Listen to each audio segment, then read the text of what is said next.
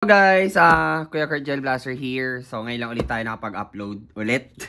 So ito yung ating, sa mga naghahanap ng pinaka-budget friendly, itong ating double bell na M1911. Okay, known as old version talaga na 1911 to. So full metal unit syempre. So ito yung case niya. So I suggest talaga na kumuha kayo ng gantong unit kasi at least hindi niya na ilalagay yung airsoft nyo kung saan saan. So unboxing tayo. Okay, so maganda rin naman yung case niya. So ngayon, yung laman ng box is ito. Okay, so makapal yung foaming. Okay, marirate ko naman siya ng 10 out of 10. So yung kabila din. Ayan. Anyway, ito yung unit. Mamaya na tayo sa unit guys. Pakita ko lang yung mga laman. So ito yung cleaning rod pag umorder ka na 1911. Ito, hindi ko talaga sure kung para saan to guys. Kaya na lang mag-search. Ayan, may extra nozzle din siya. Okay, so explain ko kung para saan talaga itong extra nozzle. So ito yung 1911, pakita ko lang sa inyo at alam ko naman mapopogian talaga kayo dito sa 1911 natin, 'di ba? So ayan, napakaganda, no? Ayan. So may marking siya. Ayan. Sa kabila wala siyang markings, dito lang sa side na to. Then ito yung kanyang serial number. Okay? So, full metal unit, full metal yung slide, full metal yung barrel, inner and outer. Full metal yung lower frame, walang under railing for accessories attachment. Okay, ito yung trigger niya. Ayan, so ito, papansin nyo, gumagalaw yan kasi hindi siya fixed barrel.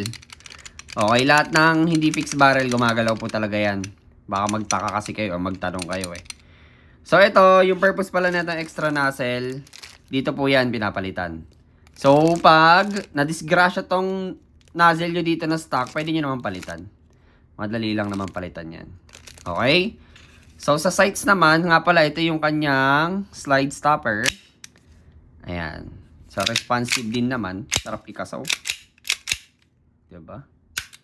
Ayan. So, yung sight niya ito. Okay. So, sa barrel niya, parang wala namang atang markings na nakita. Wala. Ayan. So, ito, polymer. Pero ito sa katawan niya napakaikot. Paikot. Metal na yan. Ayan. Ayan. Metal din. Ito yung safety niya. Safety lever ba tawag dito? Ayan. So, guys, pag hindi nyo masi-safety to, kapag hindi nyo masi-safety to pag hindi nyo nababa yung hammer. Okay? Okay? Gets? So, ayan. So, sa magazine naman, ito.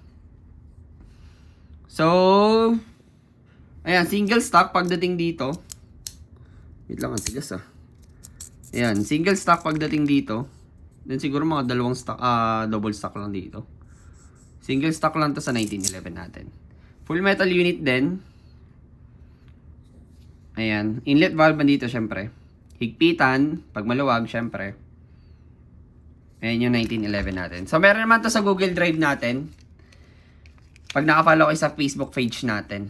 Andiyan naman yung link. Nandito naman to ipopost sa Telegram natin. Ayan. Popost ko lang din naman to sa YouTube.